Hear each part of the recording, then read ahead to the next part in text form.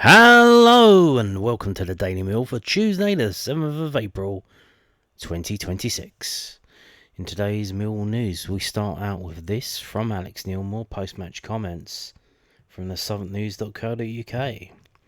I would have thought you were taking the piss if told Mill's position with 5 games to go. Alex Neil said, I would have thought you were taking the piss if you told me at the start of the season that Millwall would be as high as second with 5 games to go. Millwall jumped into the automatic promotion places after beating top 2 rivals Middlesbrough 2-1 on Good Friday, and despite losing 2-1 to Norwich City 3 days later, remained in second with Ipswich Town and Borough playing later that day. Ipswich went on to beat Birmingham City, while Borough drew with Swansea City, meaning all 3 teams ended Easter Monday on 72 points. Although Ipswich have 2 games in hand, Millwall are now below both on goal difference and 9 points clear of 7th place Southampton, who also have 2 games in hand. Well, they played today, and I'll tell you about that shortly. Alex Neil was asked if he was happy with his team's position with 5 games to go. Oh, unbelievably happy. If you said to me at the start of the season with 5 games remaining, we'd be second, honestly, I'd been thought you were taking the piss. I'm being serious, this team has done unbelievably well. I know people will be disappointed today, we should have done this and we should have done that. These lads gave it everything for the shirt every single game, and we came up a bit short today. We didn't play well enough, we know that, and we could have done a bit better in certain elements of the game. Norwich were good today, and I think I've always been fair in my assessment of the game. Once we got our noses in front, I did think we would get something from the match because we've been brilliant on that, and unfortunately today we didn't. Okay. Now, bringing you this. Why am I bringing you this? This is from QPR.co.uk. Millwall have given QPR more tickets. So why am I bringing you this info? What's that got to do with you? Am I telling you to go and buy tickets in the away end? No. Don't do that. Why I am bringing you this? Because I'm asking you, what does it mean? So we've received an additional 1,004 upper tier tickets for our Sky Bet Championship fixture versus Millwall at the Den. QPR fans have already snapped up 2,162 tickets. So, I believe, we didn't have to give them these tickets. We already gave them the league mandated, minimum requirement.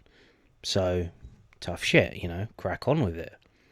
However, I believe that this means, obviously, that the club, and I said this the other day, we've given up on second. We now, at the moment as it stands now, 3 teams on 72 points. The 2 teams that we're competing with have got a massively better goal difference than us. That cannot be overturned in 5 games. No way can it be overturned. And, Ipswich have got the 2 games in hand. So what that basically means, we need them to lose their 2 games in hand, or obviously any other games, and another one for us to overtake them, because we can't just do it on the same points. We need an extra point than them. So we need them to drop 7 points from 21. Whilst at the same time, on the other end of the deal, the Faustian bargain, is we win all of our remaining games, which are against QPR, Stoke, Leicester, West Bromwich Albion. I missed that. That was the first one. West Bromwich Albion, QPR, Stoke, Leicester, and Oxford United. Well, it's easier said than done. So, pragmatically, if you were looking at that, you would say, yeah, we're not going to finish second. It's not happening. The chances of that happening are probably 1%. Maybe less than 1%. If you went to the bookie and said, what are the chances of Millwall winning all of their games and then finishing in second position, you would get astronomical odds. So what I think the club have decided to do is say, okay, well, in that case, QPR can have more they can have more fans, because it doesn't matter if they make more noise or have more support, which would affect, their team on the pitch, maybe help them play better, because, we're aiming for the playoffs now. So let's look at the table. As Southampton played today, they played away at Wrexham, and they absolutely battered them. It was Wrexham 1, Southampton 5. And, it was never in. They were 2-0 up, but it came back to 2-1 in the second half. Boom, boom, boom. Good night, Vienna. And they were still going on and trying to get more goals after they were 5-1 up. So, there you go. So what that does to the table is Southampton are in the playoff place. They've still got a game in hand, by the way. They had 2 games in hand as well. They got 1 game in hand now, which I believe is against Ipswich. So obviously this is important for them to win, although that's the second last game of the season for them and for Ipswich. But again, this is a chance that Ipswich may drop the 3 points in that. But like I said, we need them to drop 7 points from 21. And then we need to win all of our remaining games. But I think, realistically, we now need to look at just getting into the playoffs. And if we look at that, Wrexham are 7th. They've got 5 games left, which is 15 points. So that's 79. So at the moment, obviously this could change as Wrexham drop points. They've only won 2 in their last 6, so obviously Derby as well were involved in it. Norwich not so much, because they're way back to Southampton. So realistically, it's only Derby, Wrexham, Southampton, etc. We need to get to, at the moment it's 79, so we need to win 2, because we're on 72. We need to win 2 games and draw 1 game. But that's, again, of the 5 we've got, win 2, draw 1. At the moment, we're in the playoffs, basically. Probably we won't even need to. It's just win 2, I would imagine, because I can't see Wrexham winning all their remaining games. So you would imagine just 2 more wins. That's all it's going to take. We're in the playoffs there, and then we deal with that. So that's the state as it is at the moment. So, this is why, they've given QPR more tickets. Just make more money. What is it? 1,000 tickets. Let's say how much they're paying, 36 quid. So, £40,000 they're making extra. Give them more. Give them, if that sells out, give them even more. Although you would imagine, what kind of QPR fan, why would you come to the game? Because, there's not much going on. So it's only like not your fair weather fans probably not going to be interested, really. It's just a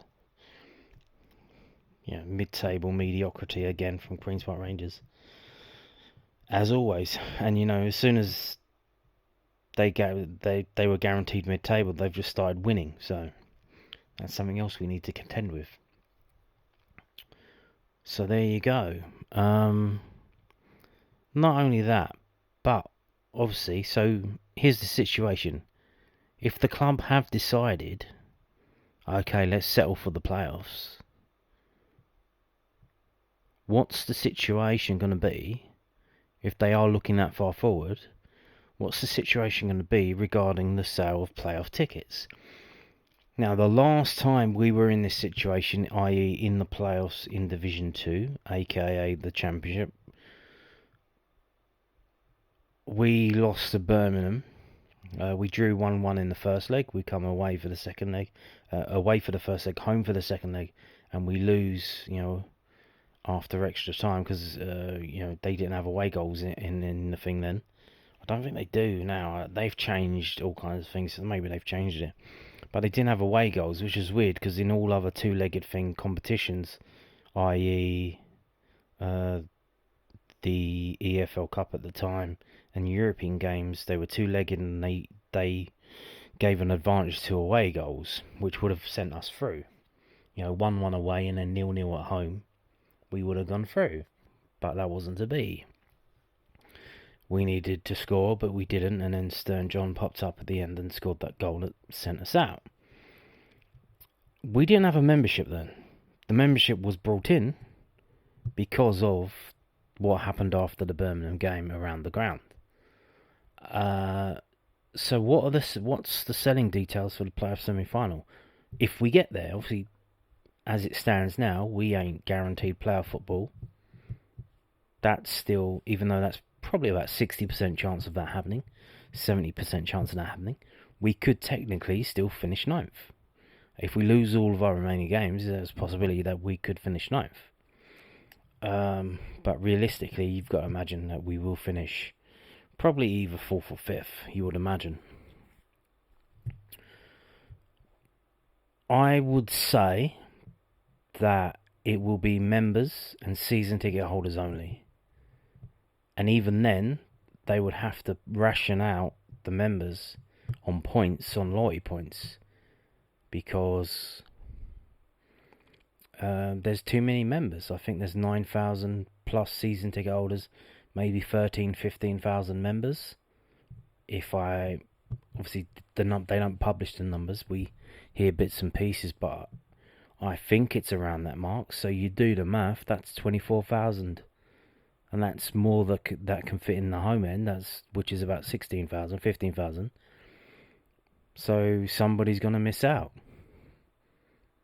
So there you go. But obviously, when it comes to go, if we do get through that, and if we do make it to the playoff final in this division, which we haven't done before, we've only done it in League One, should be alright for tickets to the final at Wembley, but so if you don't have a membership, or you have a membership that doesn't have a lot of loyalty points on it, you could find yourself missing out for the home game in the playoffs, and for the away game. I mean, you've seen what we got. We got what, 2,100 for Middlesbrough, 2,100 tickets whole. They probably give us a similar amount, so that's going to be season ticket holders with 200 loyalty points plus, or whatever it is, 600, 700. It's going to be these tickets are going to be very hard to get. So do certainly take a look at your situation if you do want to go to the game in person. How many loyalty points do you have? There's not a good chance of you getting any more, because the only tickets that are on sale are Stoke and Leicester, and you may, obviously, will that go to members? I mean, I don't know if a lot of people will be saving their money for the playoff semi-final, because obviously that's not included in the season ticket, so they'll have to buy that ticket. But we'll see what happens. But there you go. Just showing you this. It looks like the club have given up on second place, being pragmatic and saying, well, let's sell more tickets to the away fans then, and let's make some money as we do. Now, that's it for the news. We're going to do the post-match stats from yesterday's game. If you're not sticking around for that, thank you for watching. But if you are, here we go. This is from WhoScored.com. Wow, Mill had no significant strengths, but we were caught offside often, keeping a high number of individual errors. We played with width, we attacked down the right-hand side, and we favoured crossing the ball. Ratings-wise, 3 of the top 5 are Norwich players, 2 are Mill players. Casper De Norn, that's interesting. Got the highest rating for a Mill player.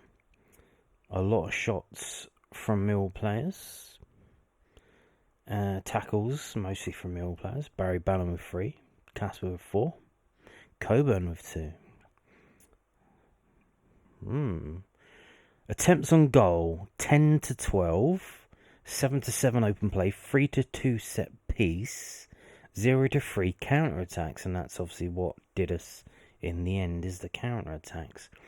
So 1 goal from 10 is obviously 10% conversion rate, 2 from 12 is a 16% conversion rate.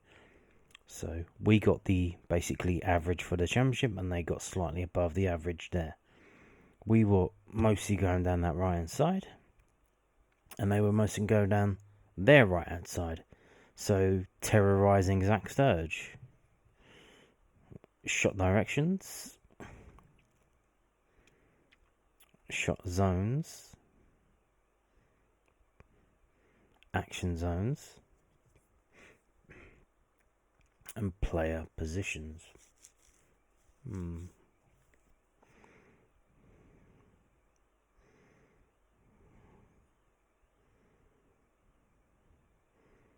Yeah. So yeah, you can see what they've done here. What they've done is, so if Kundal only played half a game, but what they did is they put 3 in the middle.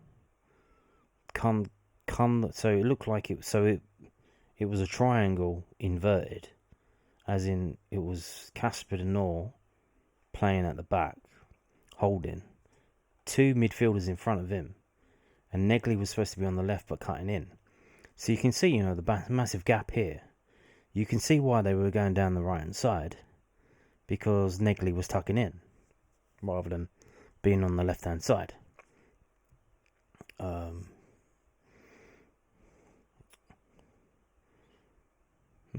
Okay. So, moving on to this, also from whoscored.com, the match centre. See, both teams made changes at half time, which is interesting. And you see the guy that they brought on, he's coming back for an injury, so I think he couldn't do the full game. He got 2 assists. And the other guy that they brought on got the second goal. So this is who they're bringing on. We bring on, obviously we brought on Ivanovic half time, he got the goal. We bring on Watson, Mazusaka and Joe Bryan, and all they did was Joe Bryan got a yellow card and nearly went off injured. I think he wanted to go off injured, but then he thought, I think he probably heard the fans, and he thought, maybe I shouldn't do that. I don't know, but I doubt he'll be in the squad for the next game. Interesting, that. Very interesting. I think they call that psychosomatic. If you look at the club badges, top left, top right, where the club, you can see the average rating for the teams. It's 6.36 and 6.65. So, not much in it. But, if we look further down. So, Matson got 7.5, man of the match. And obviously for us it was Denor got 7.2, Taylor got 7.0. But, other than that, Negley 6.9. I thought Negley played quite well. Aziz 6.7. They given Sturge 5.7. Interestingly, Joe Bryan on the bench and Danny McNamara on the bench. And you choose to go with Joe Bryan instead of Danny Mac. Now, obviously, Danny Mac's a right back, not really a left back, but he has played at left back. And obviously, if they're going down outside, Danny Mac is quite ferocious defender. Certainly more robust.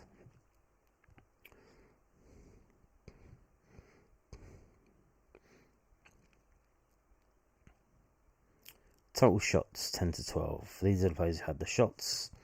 So you can see basically the entire front line of Norwich were taking shots here, there, and everywhere. And for us, it was literally 2 from Negley, 2 from Aziz, 2 from Crammon, 2 from Ivanovic.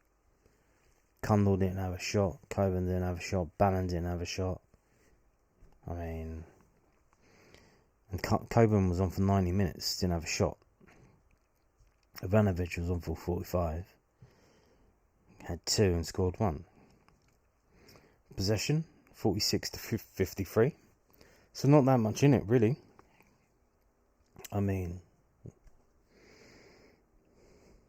quite close.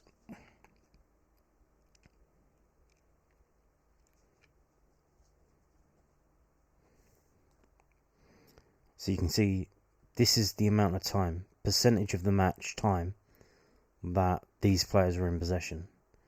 Cooper 7.2, Patterson 6.4. That's a lot for a keeper. He wasn't really playing it out with his feet, was he? Cundall though, so obviously we can contrast, because Cundall played 45 minutes and Ivanovic played 45 minutes, and Cundall's supposed to be a baller. He's supposed to be the one that gets on the ball and he can pass it around. But, you wouldn't say that of Ivanovic. He's more of a getting on the end of things. He's not really one to link up and build play. So, possession-wise, in 45 minutes, Cundall has 1.1% and Ivanovic has 1.2%. Okay. Interesting. Pass success percentage, 66 to 71.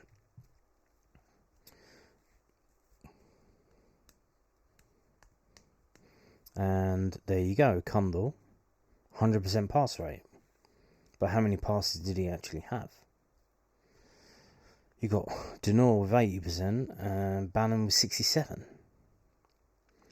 Taylor with 94. Dribbles 3 to 3. So no dribbles for Aziz. Aerials won 26 to 22. Everyone winning an aerial for us except for the keeper and Denor. 3 from Coburn, 7 from Aziz. So they were, nobody was it? I don't know who it was. Pinged it off. Was it Sturge? Pinged the ball over the top for Aziz to run onto. So you're pinging balls up in the air for Aziz when we've got Coburn and then Ivanovic on the pitch. You're pinging balls up in the air to Aziz. Tackles 14 to 4. We tackled them 14 times, they only tackled us 4 times. But hang on a minute. The possession is 46 to 53, quite similar. Why are the outcomes so different from tackles? Because when we got on the ball, we gave it away. 66 to 71 pass success percentage. We just give the ball away. We can't string 2 passes together. Or we just whip balls in, crosses in, etc, etc. Whereas they keep the ball and they need to be tackled. Obviously, it's not the way we play, but you probably want to be doing more. You want to be causing, making them work for getting the ball rather than just giving it up easily to them, especially when we're attacking. We get a throw in, we get a free kick. The big centre backs comes forward, and then especially 2 games in 4 days, you're getting them all to come forward for a set piece, for a free kick, for a throw in, for a corner. You just give it away easily. Now they've got to sprint back. They've got to sprint for their lives. Maybe we shouldn't be sending them all up for that. Maybe rotate it to give them a break, or just not give the ball away so easily. Make sure that if you get something on it, you get it out for a goal kick, so then the players can just slowly jog back. Fine margins, fine margins. Corners 2 to 5, those are the players who won the corners. Dispossessed 2 to 6, having the ball taken off of you. Right, moving on. Right, so what are we looking at? So here we go. Ratings, it's sorted by rating. Casper Denor 7.17, 79 minutes on the pitch. Not bad. The only player to get 7, Calvert Taylor 6.97, Negley 6.89, Femi Aziz 6.65, which is not bad because I thought he again had a poor game from his standards, obviously. Ivanovic 6.62, not bad for 45 minutes on the pitch. And then we've got Cundall 6.43. So again, comparing the 2 players that had one half, 6.43, 6.62. He got a better rating despite having the same things on the pitch, but obviously he had 2 shots and scored 1 goal. And then the keeper, and then we go down and we have Zach Sturge of the starting 11 with the lowest score, 5.72. And some of the subs got a better score than him. Notably, Derek Mazuzako, 6.08, only had 6 touches of the ball.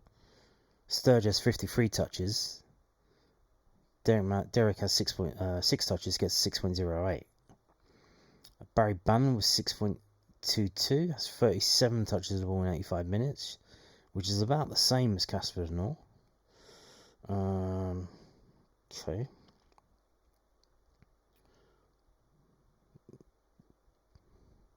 So we had 10 shots. How many are actually on target? 2. So that's not bad, to score 1 goal from 2 shots on target. But the problem is we had 10 shots and only 2 were on target. We were clinical in that we scored half of the goal. 50% of our shots on target resulted in a goal. So if you would think if we had more shots on target, we probably would have scored more goals. But there you go. How many shots did they have on target? They had, 12? They had 5 shots on target. So there you go. That's the golden ratio. This is the golden ratio, and they won the game. So they got 12 shots, 5 on target, 2 goals. So each time it's kind of halving itself. 12 to 5 to 2. Golden ratio. Never loses. Never loses his golden ratio. What else? Okay. How many times we're offside? They said we were offside a lot. 4 times. That's a lot. That's a lot. Unless it's you were deliberately doing it to waste time. Obviously, I've often advocated, if you have a team that plays it out from the back religiously and they never pump it forward, if you're in the lead, all you do is get offside. Pump it forward to someone in an offside position. Oh, there's an offside. They have to start from the back again. So they pass it. They come over the halfway line. Pass it. You get the ball. Oh, what are we going to do? Oh, pump it long. Oh, he's offside. Oh, go back again. You start back in your own half. Off you go. But I don't think they were doing that. I just think they got caught offside by the Norwich defenders playing the offside trap. What else? Who did all the defensive work? Well, we had to tackle them a lot. No tackles from the defenders. It's all in midfield. 4 tackles from Janor, 3 from Bannon, 2 from Coburn. Coburn didn't have a single shot. Coburn had no shots, 0 shots. He played for 90 minutes, but he had 2 tackles.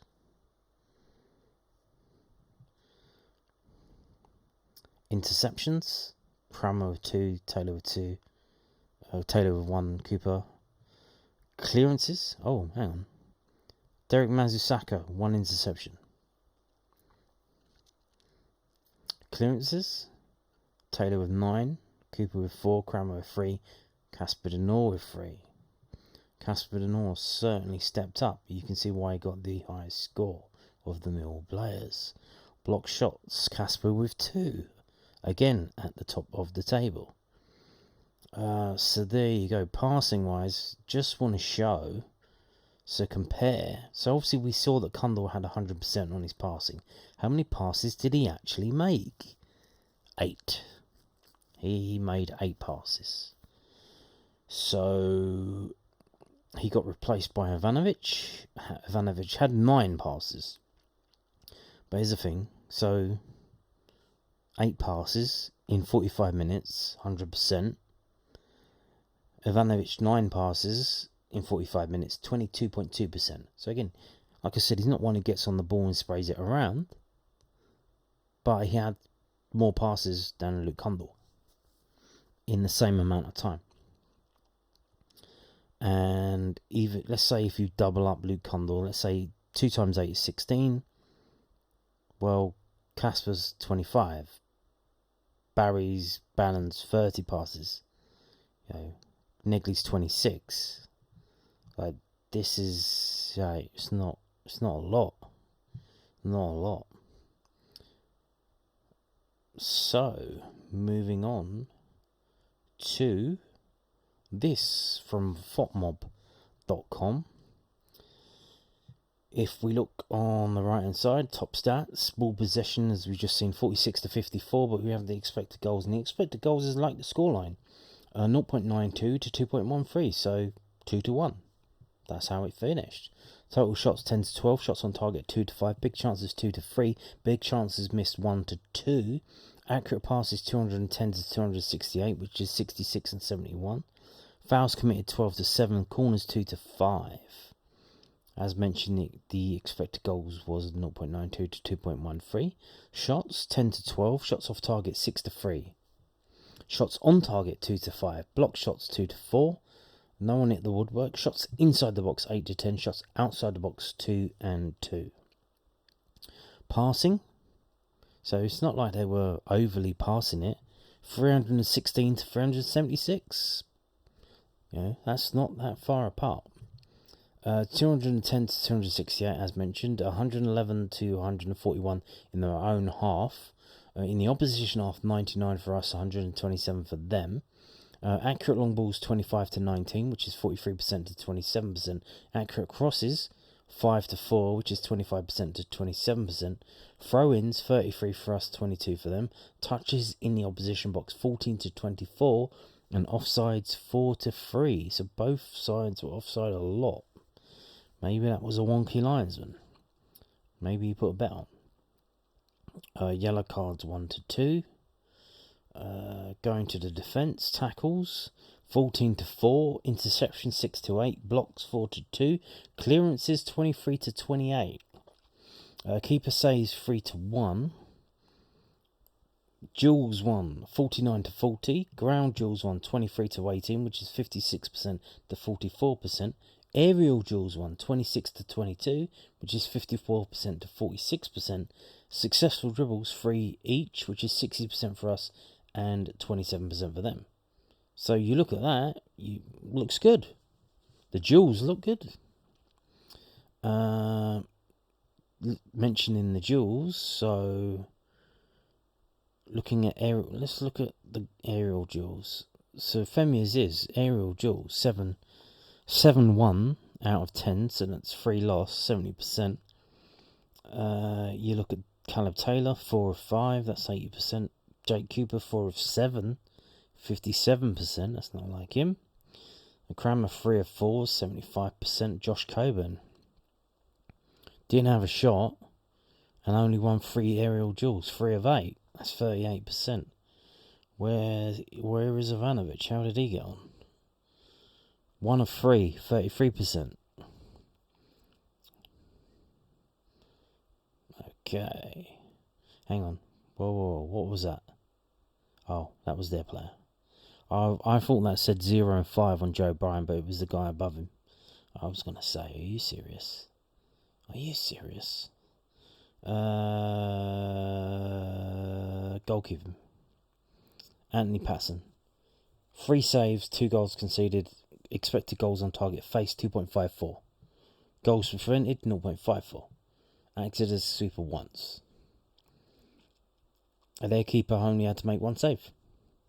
1 save, 1 goal conceded. If you don't get shots on target, the keeper doesn't have a lot to do. But you imagine, he did concede 1 goal. Now, going back up to the shot map. Here we go. Not as busy as the Good Friday game. Both teams kind of equal, but you can see. Don't know if that's deliberate. All of their shots seem to be in the same kind of box area. Kind of to the centre and to the right of the goal. Is that a thing that they do? Did they do homework on Patterson? Is that just how were they targeting? Obviously, they were mostly coming down their right hand side, our left hand side. So maybe it's because of that. But obviously, the goal did come down from them, come down the left. one of them. So, 2 minutes in, right-footed blocked, header missed, left foot blocked. What was that? Right foot blocked.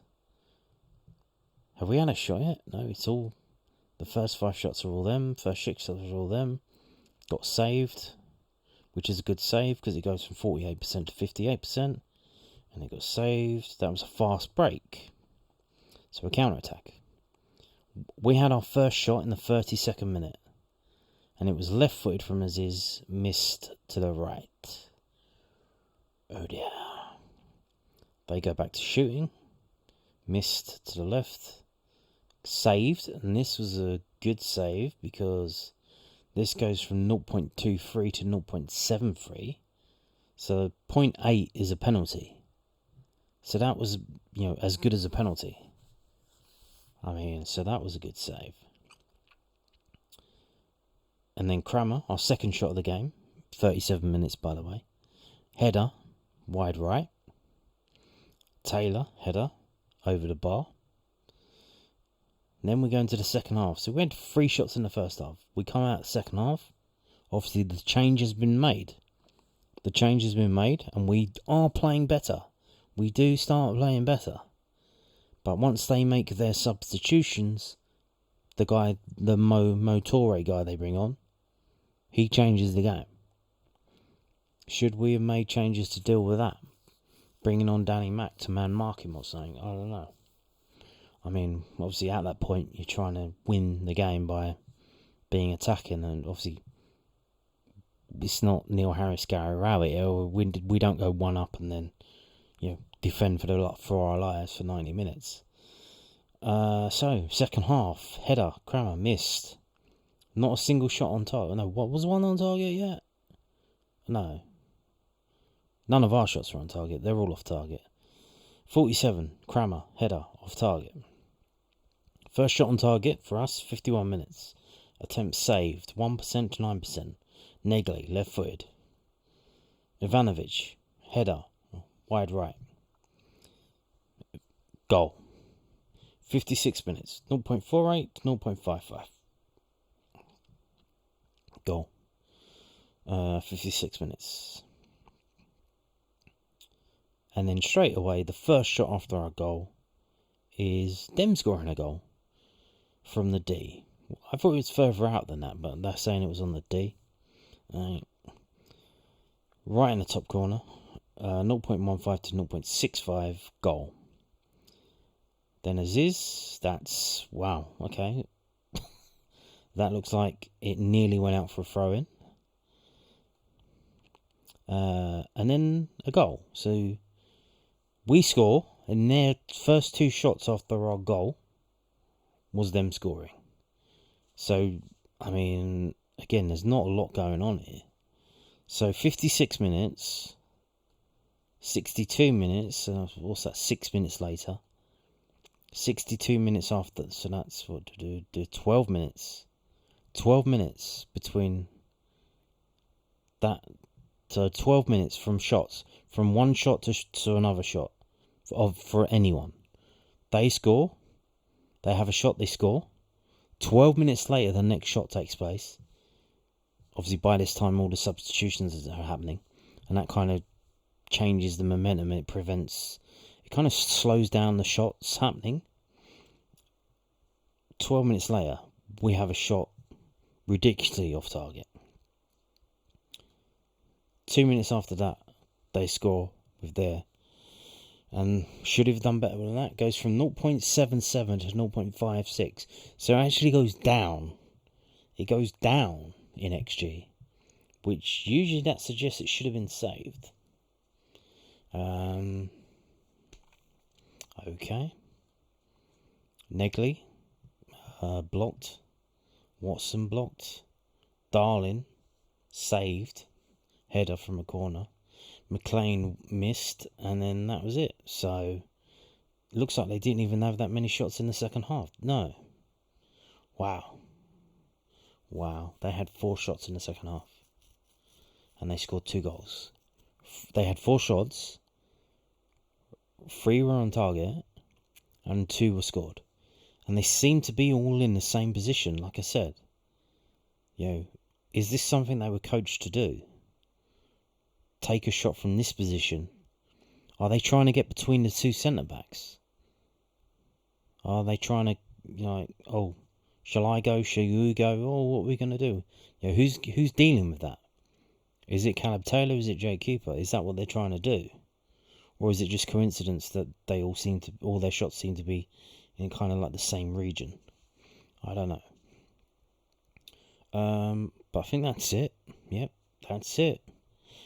Thank you for watching, and goodbye.